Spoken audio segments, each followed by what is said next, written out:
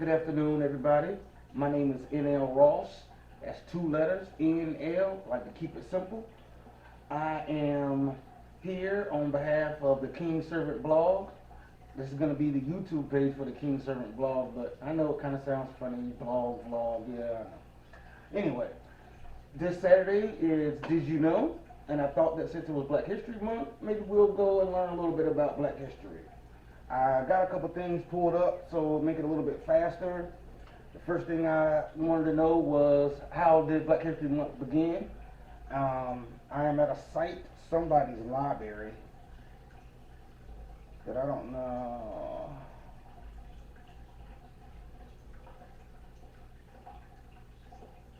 I don't even know what his library is. PIMA, I don't know what that means, but here we go anyway. See, Black History Month began in 1926 as a part of an initiative by writer and educator Dr. Carter G. Woodson, who launched Negro History Week.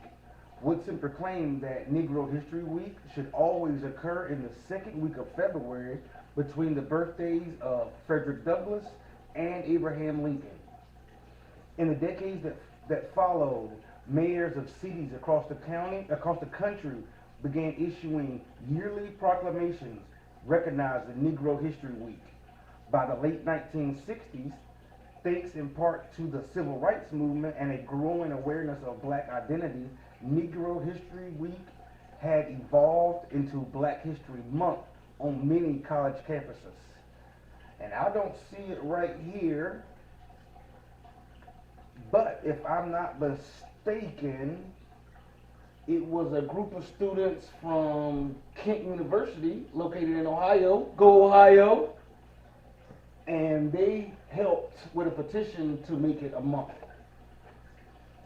I think Black History deserves more than a week anyway. I mean, come on, there's a lot of stuff that we did out there. They did. I ain't really do anything, really. All right, so now we know about that part. Let's look at some things that we might not know. This is the Oprah magazine site, and it's titled 26 Little Known Black History Facts You May Not Have Learned in School. Sounds interesting. Let's go through a couple and see what we can find.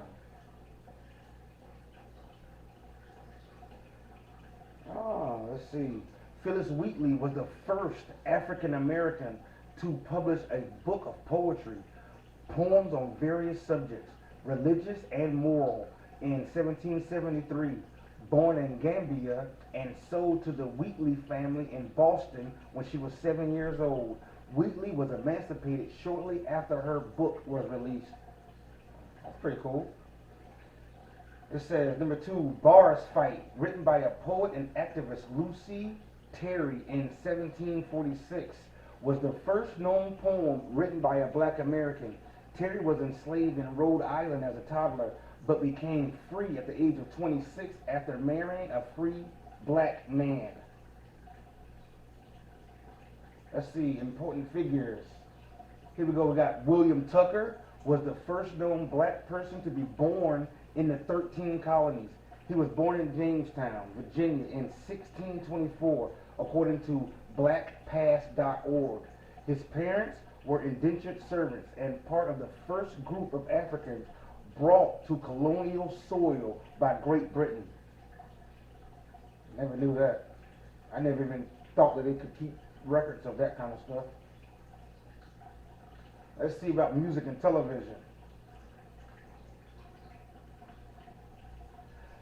Number 1, dubbed hip-hop's first godmother by Billboard, singer and music producer Sylvia Robinson produced the first ever commercially successful rap record, Rap's Delight by the Sugar Hill Gang, and along with her husband, she co-owned the first hip-hop label, Sugar Hill Records. When I was growing up, my mom and uncles definitely listened to Rapper's Delight and Sugar Hill Gang, those kind of things. Number 2 says, renowned singer and jazz pianist Nat King Cole was the first black American to host a TV show NBC's The Nat King Cole Show. Now, I definitely did not know that Nat King Cole had his own show. How long have I been on here? All right, let's go a little faster.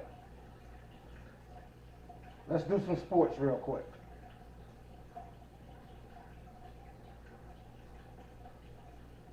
In 1908, after winning the 4x400 meter relay, John Taylor became the first African American to win gold in the Olympics.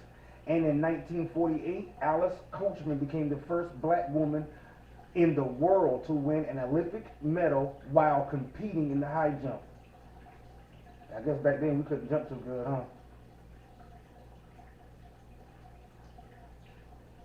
In the 2012 at the London Olympics, Gabby Douglas became the first black gymnast to win the individual all-around title.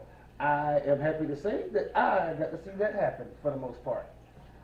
All right, now, because I know that people's attention span is not all that long and great, I thought we should do just a couple of inventions.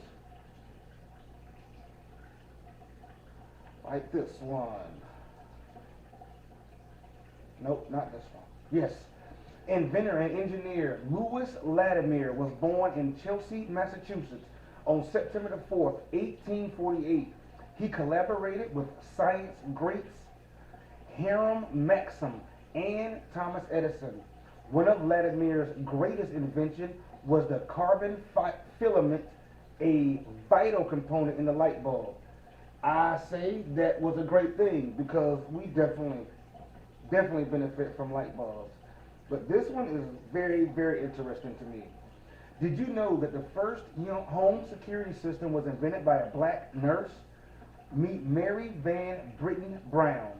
Although she was a full-time nurse, she recognized the security threats to her home and devised a system that would alert her of strangers at her door and contact relevant authorities as quickly as possible. Her original invention consisted of peepholes, a camera, monitors, and a two-way microphone.